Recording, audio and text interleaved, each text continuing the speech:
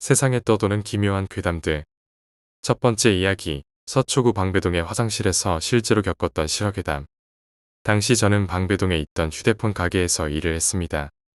일하고 있던 매장에는 화장실이 따로 없었는데 화장실에 가려면 옆 건물의 화장실에 가야 했습니다. 남자친구와 통화를 하기 위해서 화장실을 빈번하게 이용하기도 했어요. 주로 1층에 있는 화장실을 이용했지만 그곳은 오래되기도 하고 남녀 공용이라 2층 화장실을 이용할 때도 있었습니다. 그리고 사건은 그 2층 화장실에서 일어났습니다. 저는 남자친구와 통화를 많이 하는 편이라 전화로 다투는 경우가 많았습니다. 경험해보신 분들은 아시겠지만 누군가와 통화를 할 때에는 특히 다투는 경우에는 주변을 신경 쓰지 못할 때가 많습니다. 그날도 남자친구와 통화를 하다가 다투는 일이 생겼습니다. 그런데 1층 화장실이 잠겨 있어서 2층 화장실로 향했습니다. 두 칸 있는 화장실 중 왼쪽 칸에 들어갔고 남자친구와 심하게 다투던 중이라 문도 잠그지 않고 통화에 집중했습니다. 한참 통화를 하고 있는데 누군가 들어오는 소리가 들리더라고요. 대수롭지 않게 여기고 계속 통화를 하며 저 사람이 나가면 나도 나가야지라고 생각하고 있었어요. 그런데 통화를 하다 보니 하나 신경이 쓰이더라고요. 결국 신경이 쓰여서 통화를 대충 끝냈습니다. 신경 쓰이는 건 하나였습니다. 분명 그 사람이 들어오는 소리는 들었는데 나가는 소리는 못 들었다는 거죠. 시간이 한참 흘렀는데도 말이죠. 그때부터 다시 아무것도 느끼지 못한 척하며 계속 통화하는 척을 했습니다. 그러면서 밖에 누군가에게 계속 집중했어요. 보이진 않지만 그 사람은 숨을 죽이며 제가 나오기만을 기다리고 있는 것 같았습니다. 혹시나 싶어 문 아래 조그마한 틈으로 아직 있는지 확인이라도 하고 싶어서 엎드린 자세로 숨죽이며 계속 통화하는 신용을 했습니다. 그리고 그 순간 정말 소리 지를 뻔한 것을 가까스로 참아내고 바로 고개를 들었습니다. 문 아래 틈으로 보는 그 순간 제 눈에 들어온 것은 다름 아닌 그 사람의 눈이었거든요. 그 사람 역시 숨죽이며 그 틈 사이로 저를 몰래 지켜보고 있었고 그 순간 서로 눈이 마주친 겁니다. 심장이 터질 것 같았지만 잽싸게 핸드폰을 진동으로 바꾼 뒤 남자친구에게 문자를 보냈습니다. 매장 전화번호와 함께 사장님을 불러달라는 문자를 말이죠. 문자를 보내자마자 사장님이 오신 건 정말 2분 정도밖에 되지 않았지만 그 짧은 시간은 몇십 년 같았습니다. 절 부르시는 사장님의 목소리를 듣고서야 저는 다리에 힘이 풀려 그 자리에서 엉엉 울었습니다. 나중에 사장님에게 전해 들으니 20대 초반의 젊은 남자였는데 품 안에 뭘 숨기며 당황한 모습으로 건물을 나가더랍니다. 정황을 잘 모르시는 사장님은 제가 무슨 일이 났나 싶어 저 찾기에 급급하셔서 그 사람에게 신경 쓰지 않았다고 합니다. 지금 이 순간 그때를 생각하면 아직도 소름이 끼치네요. 그 이후로 저는 아무리 대낮이라도 인적이 드문 화장실은 절대 가지 않습니다. 두 번째 이야기, 신축 아파트에서 사라진 영업사원. 과거에 내가 재직했던 방문 판매 회사에서 있었던 무서운 이야기입니다. 그 회사는 5명이 하나의 그룹을 이루고 조장이 차를 몰고 해당 지역의 사원들을 데려가는 구조였습니다. 일반 영업사원들은 그 지역에서 계약을 권유하고 실제 성사가 되면 조장이 차에서 계약서를 가져와 계약을 체결하는 시스템이었습니다. 과거 이 회사의 실적이 아주 뛰어난 A라는 젊은 사원이 있었다고 합니다. B그룹 조장인 G씨는 A가 입사할 무렵부터 그를 잘 챙겨줬고 A는 G그룹에서 일하는 일이 많았습니다. 어느 날 G씨그룹에 배정된 A는 계약을 따내기 쉬운 신축 아파트에 우선 배정되었습니다. 하지만 그 아파트에는 집을 비우거나 입주하지 않은 가정이 많았는지 초인종을 아무리 눌러도 대답이 없었습니다. 영업을 하다 보면 그런 일은 자주 있는 일이었기에 A는 크게 신경 쓰지 않고 마지막 집에 초인종을 눌렀습니다. 젊은 여자의 목소리였습니다. A는 문득 예쁜 여자였으면 좋겠다고 생각하며 입에 익은 인사말을 자연스럽게 건넸습니다. 그 순간 A는 갑자기 의욕이 솟구쳤습니다. 왠지 좋은 느낌이 들었기 때문입니다. A의 예상은 적중했고 여자는 곧 집 안으로 들어와 설명을 자세히 해달라고 요청했습니다. 집 안으로 들어간 A는 탁자가 있는 부엌으로 안내받았습니다. 그 순간 천장을 본 A는 얼굴이 하얗게 질렸습니다. 천장에 빽빽하게 아기 사진이 붙어 있었던 것입니다. 사진의 크기와 대상은 모두 달랐지만 천장은 빈틈없이 아기 사진들로 가득 차 있었습니다. A는 그 광경에 약간 공포를 느꼈지만 여자는 전혀 나쁜 느낌이 아니었고 오히려 밝게 웃으며 친절하게 대했습니다. A는 그 정도의 이상함 때문에 계약을 놓칠 수 없다고 생각하며 사진에 신경 쓰지 않기로 마음먹었습니다. 그는 농담을 섞어가며 상품 설명과 기기 시연을 진행했습니다. 보통 새댁들은 남편 탓을 하며 계약을 피하는 경우가 많았지만 이 여자는 계약 의사를 금방 밝혔습니다. A는 기쁜 마음으로 G에게 연락을 했습니다. G도 그 집에 들어와 계약을 최종 확인하는 도중 천장의 아기 사진을 보고 약간 당황한 듯했습니다. A 역시 이 집이 불편했기에 가능한 빨리 계약을 끝내고 나가고 싶다는 생각뿐이었습니다. 그런데 계약서에 도장을 찍기 직전 이상한 일이 일어났습니다.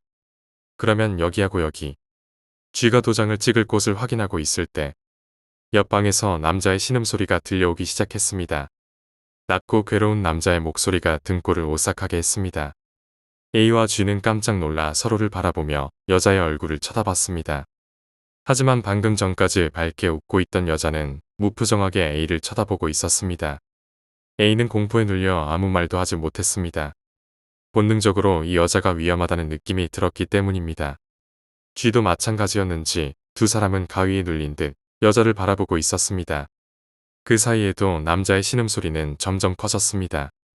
그리고 갑자기 여자가 끼 하고 이상한 소리를 냈습니다. 웃음소리였을 것이라 생각했지만 여자는 여전히 무표정이었습니다.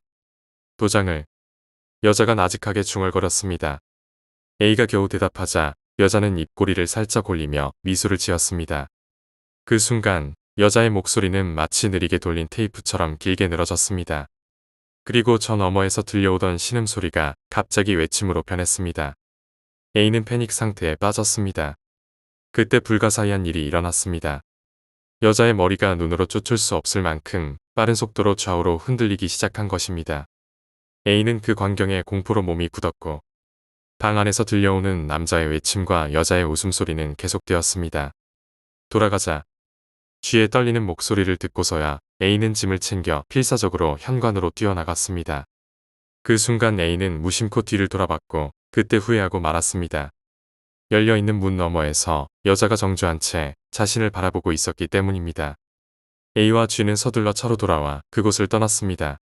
다음 날 A는 그 집에 상품을 두고 온 것을 깨달았습니다. 다시 가는 것이 무서웠지만 상품을 그냥 둘 수 없었기에 A는 G와 함께 다시 그 아파트로 향했습니다. 그 집 앞에 서서 초인종을 누르려던 A는 뭔가 이상하다는 것을 알아차렸습니다. 현관 옆 가스 계량기에 달린 고리표가 입주자가 없는 경우에만 붙어 있는 것이었습니다. 놀란 두 사람은 관리사무소로 연락했고 확인 결과 그 집에는 아무도 살고 있지 않았습니다. 그리고 천장에 있던 아기 사진들도 어디에도 없었습니다. 거실에 남아있는 것은 상품뿐이었습니다. 이후 A는 영업에 두려움을 느껴 출근하지 않다가 결국 복직했지만 다시 그 여자를 만나고 말았습니다. 그 후 A는 회사에 나오지 않았고 연락도 끊겼습니다. 세 번째 이야기, 핀란드에서 만난 그녀와의 미스터리. 얼마 전 아버지가 헛간을 열고 안에 쌓인 잡동산 이들을 정리할 때 일이었다. 아침부터 하루 종일 그 일만 하시더니 저녁쯤 거실에 잡동사니를 산처럼 쌓아두고 옛 추억에 젖어 계셨다. 헌 옷과 옛날 사진 앨범, 그리고 도자기 인형까지 있었다. 그런 잡동사니들 사이에서 문득 사진 한 장이 눈에 들어왔다. 사진에는 소파에 앉아있는 젊은 시절의 아버지와 한 백인 여자가 함께 찍혀 있었다. 아버지는 약간 야위어 보였고 당시 유행했던 머리 스타일 때문인지 낯설어 보였다. 여자는 턱이 각진 편이었지만 충분히 미인이라 불릴 만한 외모였다. 나는 그 사진을 아버지에게 보여주며 이건 뭐예요? 라고 물었다. 아버지는 대학교 3학년 때 유럽 여행 중에 찍은 사진이라고 하셨다. 이 사람은 아직도 잘 몰라. 아버지는 뭔가 석연치 않은 일이 있었던 것처럼 말씀하셨다. 나는 혹시 사랑했던 여자가 아닐까 싶어. 사랑했던 여자예요? 라고 물었다. 기분 나쁜 이야기야. 무서운 이야기예요. 그게 그러니까 아버지는 유럽에서 한 달 반 정도 지났을 때 핀란드로 향하셨다고 한다. 수도 헬싱키로 갔지만 물가가 너무 비싸서 하루 만에 떠나셨다고 했다. 그리고 핀란드 북부의 라플란드라는 지역으로 가게 되셨다. 어느 작은 마을에서 사흘 정도 머무셨는데 워낙 외진 곳이라 동양인이 찾아오는 건 처음이었다고 한다. 마을 사람들은 처음 보는 동양인을 신기해하며 아버지를 환영해 주셨다. 그때는 현지 신문의 기사까지 실렸을 정도였으니 신이 난 아버지는 곧 서부 해안가 마을로 향하셨다. 그곳도 동양인이 드물어 온갖 질문을 다 받으셨다고 한다. 그중 호텔 종업원으로 일하던 한 여자가 일본에 대해 많이 궁금해했다고 한다. 그녀는 여름방학을 맞아 호텔에서 묵으며 숙박비 대신 일하고 있었다. 일이 끝나면 아버지를 찾아와 대화를 나누곤 했다고 한다. 아버지의 서툰 영어로도 어떻게든 의사소통이 이루어졌다. 4일째 되는 밤, 그날도 저녁을 드시고 로비에서 그녀와 잠시 이야기하다 방으로 돌아오셨다. 평소엔 금세 잠이 들곤 했지만 그날은 잠이 오지 않아서 멍하니 누워만 계셨다고 한다. 갑자기 날카로운 여자의 비명소리가 들렸다. 시계를 확인해보니 새벽 2시 반이었다. 핀란드는 백야 현상 때문에 한밤중에도 밝았지만 커튼을 열고 창밖을 둘러봐도 비명을 지르는 사람은 보이지 않았다. 창문을 열고 왼쪽 길을 바라보니 희미하게 사람 그림자가 보였다. 그림자가 점점 다가오고 있었고 다시 비명소리가 들렸다. 이번에는 훨씬 크게 들려왔다. 그림자는 점점 빨라졌고 아버지는 급히 창문을 닫았다. 커튼 뒤에 숨으며 계속 밖을 바라보았다. 비명소리는 끊임없이 들렸고 마치 울음소리처럼 들리기 시작했다. 네글리제를 입은 여자가 보였다. 흑갈색 긴 머리를 흔들며 광장을 돌아다니고 있었다. 그 기이한 광경에 아버지는 넋을 놓고 바라볼 수밖에 없었다. 저 여자는 뭘까? 왜 아무도 나오지 않는 거지? 사람인가? 여자는 광장 한가운데에서 멈췄고 정적만이 감돌았다. 아버지는 온몸에 소름이 돋았고 침대에 누워 이불을 덮는 순간 노크 소리가 들렸다. 다시 노크 소리가 들렸고 구멍으로 보니 호텔 종업원이었다. 그녀는 아버지를 끌어 귓속말로 말했다. 절대 밖을 보면 안 돼요. 조용히 하고 있어요. 그리고 방을 나갔다. 그 순간 등 뒤에서 절규 소리가 들려왔다. 아버지는 침대로 뛰어들어 이불을 덮었다. 절규는 방을 노리고 있는 듯 끊임없이 이어졌다. 창문을 부술 듯 두드리는 소리가 들렸고 결국 아버지는 기절했다. 다음 날 아침 아버지는 꿈인가 싶었다. 레스토랑에서 아침을 먹고 있는데 그녀가 웃으며 물을 따르고 갔다. 물컵 옆엔 작은 쪽지가 있었다. 방으로 돌아와 쪽지를 확인하니 당신 산 재물이 될 거야. 빨리 도망쳐가고 적혀 있었다. 혼란스러웠지만 노크 소리가 들렸다. 지배인이었다. 오늘 떠나야 할 것 같습니다. 아버지는 짐을 싸서 호텔을 떠났고 헬싱키로 돌아와 핀란드를 떠났다. 지금도 그 일이 무슨 일이었는지 모르겠어. 그럼 절규하던 여자 얼굴이 기억나지 않아. 이상하지 않니? 네 번째 이야기, 괴이한 발소리. 새벽 2시, 항상 같은 시간대다. 똑같은 시간은 아니지만 매일 새벽 1시에서 2시 사이에 아파트에 울려 퍼지는 괴이한 계단 소리다. 왜인지 모를 굉장히 다급한 듯한 발소리. 무서운 대상이라고는 생각되지 않았지만 엄연히 존재하는 아파트 엘리베이터를 놔두고 항상 같은 시간마다 계단을 왕복하는 사람이라고 생각하면 그다지 좋게만 볼 수는 없었다. 운동하는 사람인가? 나는 대수롭지 않게 생각하고 다시 잠을 청했다. 물론 이 일이 한 달 동안 끊임없이 반복되기 전까지는 아저씨도 모르신다고요? 진짜 모른다니까. 아니, 도대체 108동 사람들 전체가 와서 이러니 참. 아무리 그래도 계단을 뛰어가는 소리가 아파트 전체를 시끄럽게 할 정도인데 그걸 모르신다니. 그럼 그 시간마다 공통적으로 나타났던 사람은 없었어요. 아, 물론 새벽 2시쯤에 들어가는 사람이 몇 있긴 하지. 근데 여자는 없었어. 가끔 내가 돌아보거나 엘리베이터 확인할 때도 그 시간쯤 했는데 난 정말 모른다니까 그러네. 정말 귀신이라도 들린 건가? 맨날 왜 그러는 거지? 근데 그 발소리가 무언가에 놀라서 쫓기는 듯한 발소리라 그랬지. 네, 마치 못 볼 것을 본 것 같은 소리예요. 얼마나 빠른지. 그리고 새벽 2시라고? 네, 혹시 뭐 짚히는 거 있으세요? 아닐세. 정말 이런 것도 하루 이틀이라야 참지. 아파트 값 떨어지는 건 고사하고 잠을 못 자니까. 요 며칠 회사 일이 빡빡하게 밀려버렸어요. 조치를 좀 어떻게든 취해주세요. 그럼 쉬세요. 경비 아저씨와 한참 실랑이를 벌인 끝에 난 아무것도 얻지 못했다. 그리고 회사로 가던 도중 돌아설 때 보였던 경비 아저씨의 어두운 표정은 왠지 모르게 무언가를 숨기고 있는 것 같았지만 쉽게 치부해버렸다. 오늘따라 어두운 날씨는 한바탕 비를 쏟아내릴 듯 좋지 않았고 우산을 가져오지 않은 나는 행여나 비가 올까 싶어 빠르게 차로 뛰어갔다. 안 그래도 피곤한데 전부 약속이 있다며 가버려서.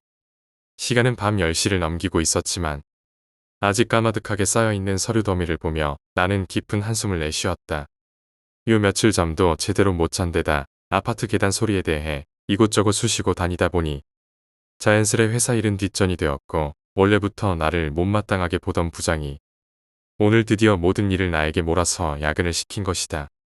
그렇게 서류와의 한바탕 싸움을 끝마치고 회사에서 나오니 시간은 새벽 1시 반을 넘어가기 시작했다.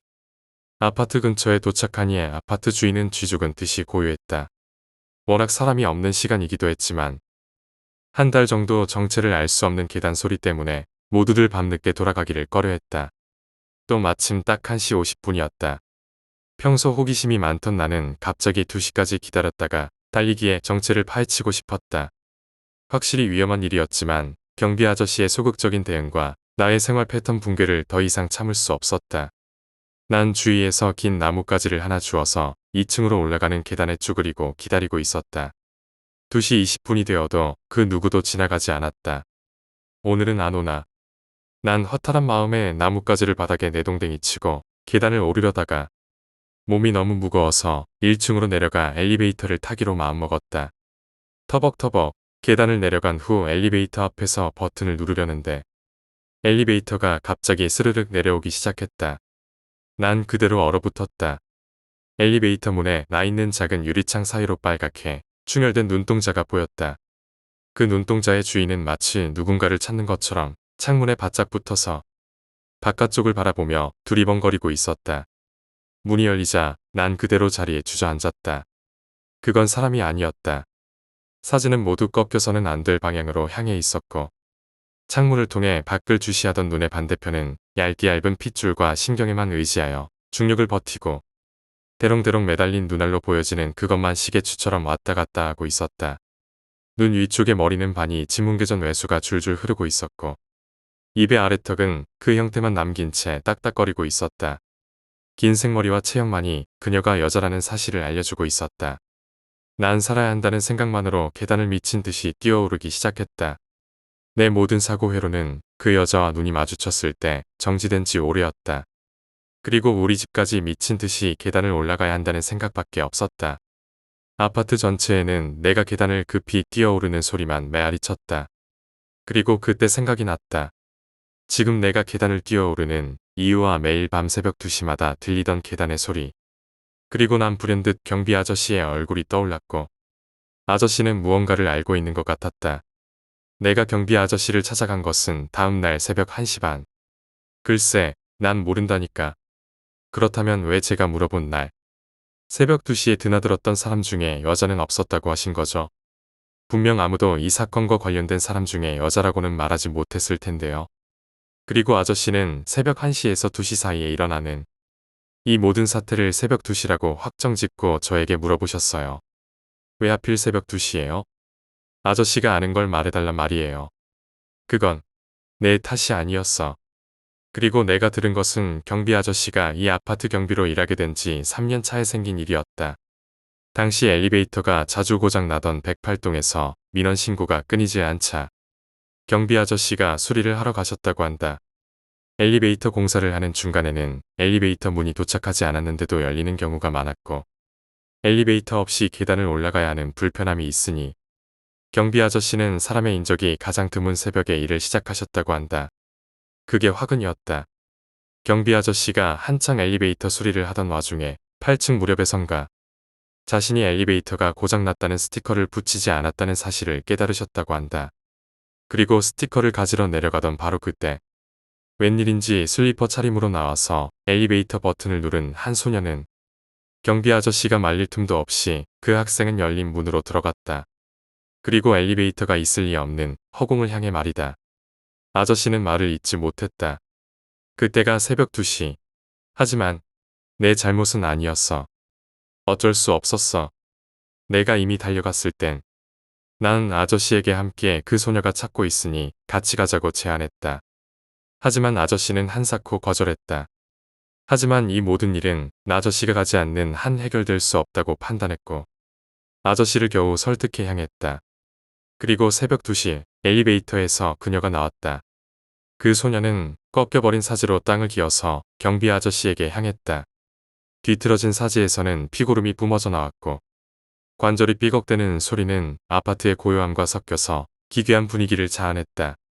그리고 다 부서진 턱 사이로 혀를 내밀며 웃고 있는 소녀의 모습에 나는 정신을 잃어버릴 뻔했다.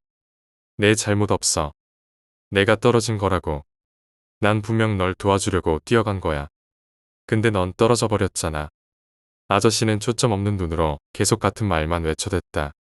그가 말을 한마디 할 때마다 그녀의 혀는 더욱 삐져나왔으며 기어가는 속도는 점점 빨라졌다. 그렇게 10년 같은 10초가 흐르고 그 소녀는 아저씨에게 다가갔다. 난 그 모습에 정신을 잃어가던 그때 그 소녀의 말을 들었다. 아저씨, 떨어지던 날 보며 웃고 있었잖아. 다음 날 내가 일어났을 때 내 주위에는 아무도 없었다. 물론 그날 이후 계단을 뛰어가는 소리도 들리지 않았다. 다만 가끔 8층에서 떨어지며 비명을 지르는 남자가 발견된다는 소문만이 108동에 남게 되었다.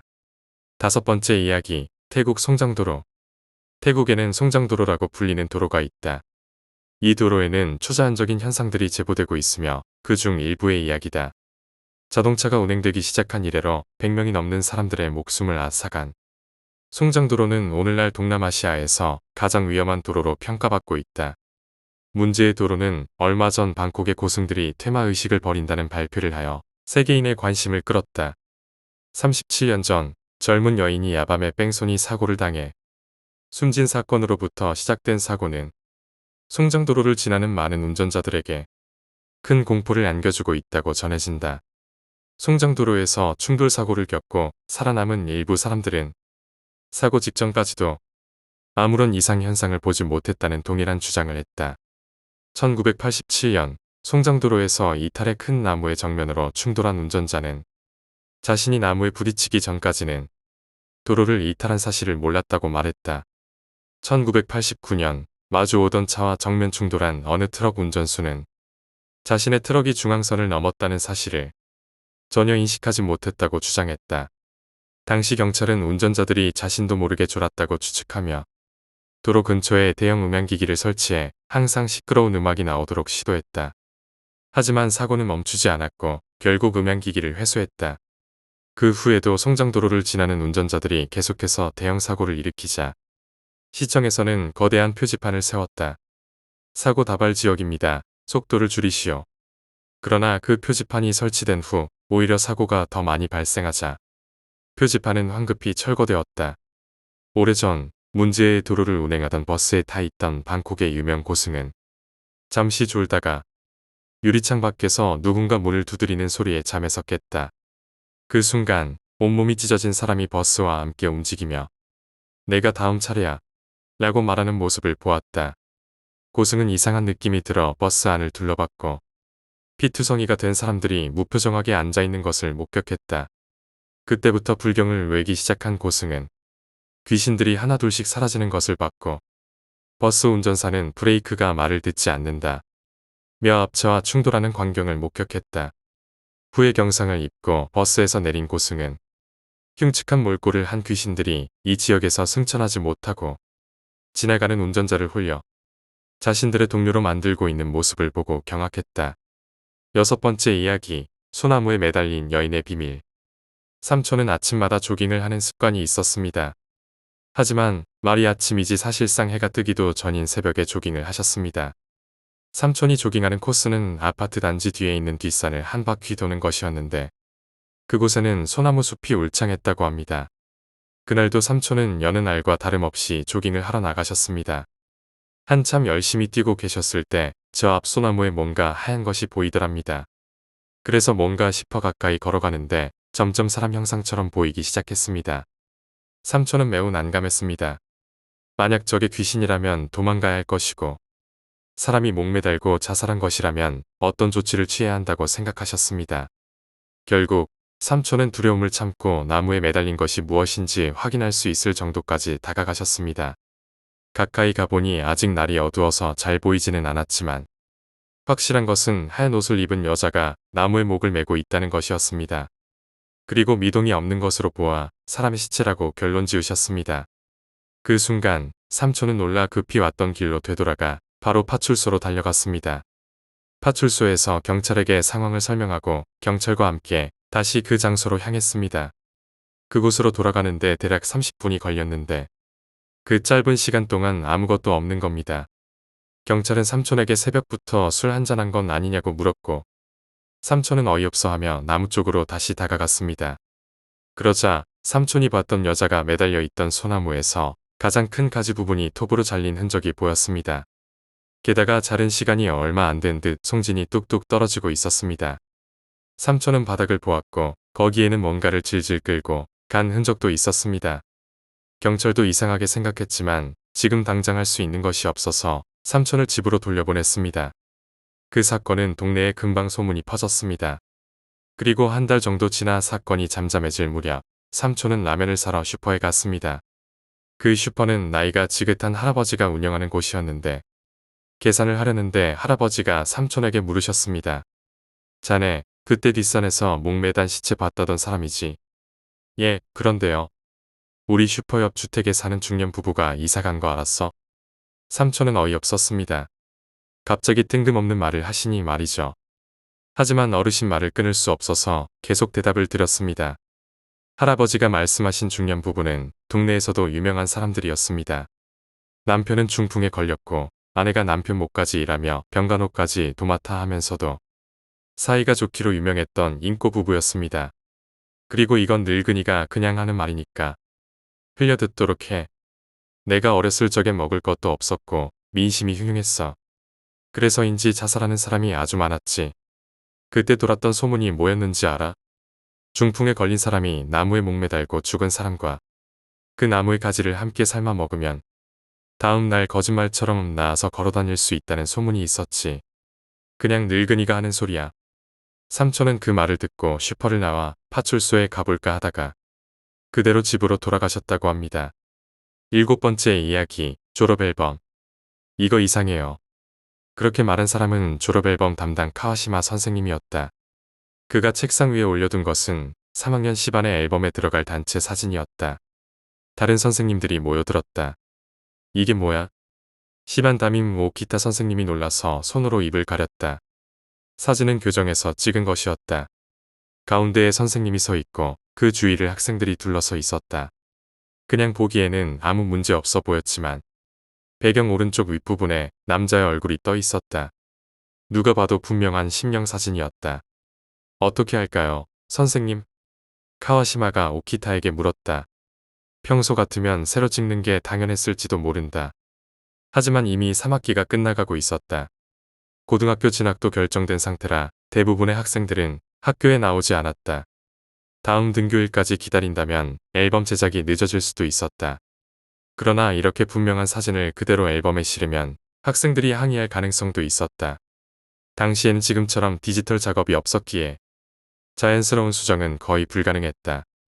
고민하던 중 과거의 앨범 담당을 여러 번 맡았던 야스시로 선생님이 의견을 냈다. 그날 학교를 쉰 학생이 2명 있지 않나요? 그 학생들 사진으로 가리는 건 어떨까요? 결국 그 의견이 받아들여졌다. 이렇게 심령 사진은 가려졌고 무사히 앨범은 완성되었다. 그리고 그로부터 5년 뒤 10반의 동창회가 열렸다. 그러나 43명 전원이 참석하지 못했다. 졸업하고 1년이 지났을 즈음 2명의 학생이 사고로 사망했다고 한다. 그리고 그 2사람은 앨범에서 심령사진을 가렸던 바로 그 학생들이었다. 8번째 이야기, 나이가 본 언니의 존재. 딸이 어느 날 제법 말다운 말을 할 때였어요. 요맘때 아이들이 영이 맑다는 이야기를 들은 적이 있어서 저희도 호기심에 와이프와 딸에게 물어봤죠.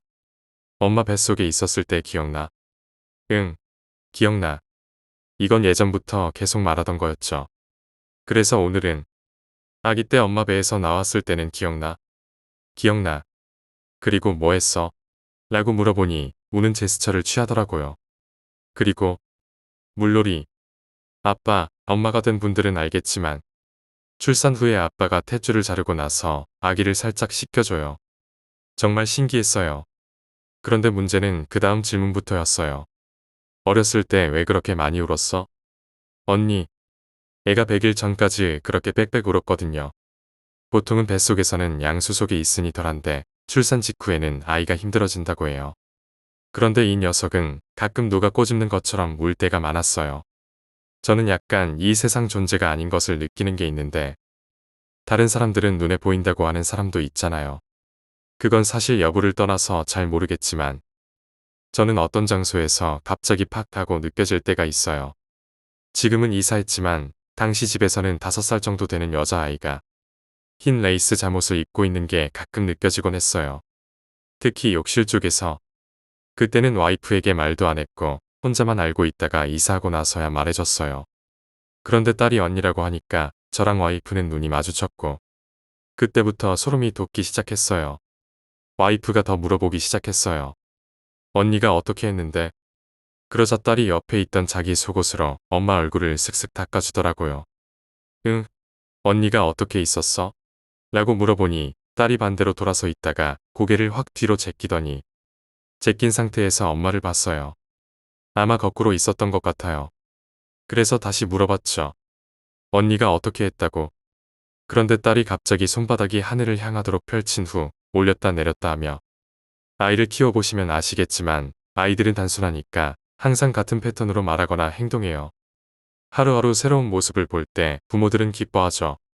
그래서 우리는 그냥 우리가 그렇게 생각하는 거겠지 라고 생각하며 넘어갔죠. 그런데 제가 다시 물어봤어요. 언니가 뭐 입고 있었어? 딸이 갑자기 미간을 살짝 찌푸리더니 저한테 조심스럽게 속삭이듯이 말했어요. 그만해. 여기서부터 저는 소름이 돋고 식은땀이 나는 듯 했어요. 언니가 괴롭혔어? 라고 물었더니 딸은 미간을 찌푸리고 입을 삐죽 내밀며 말도 하지 않더군요.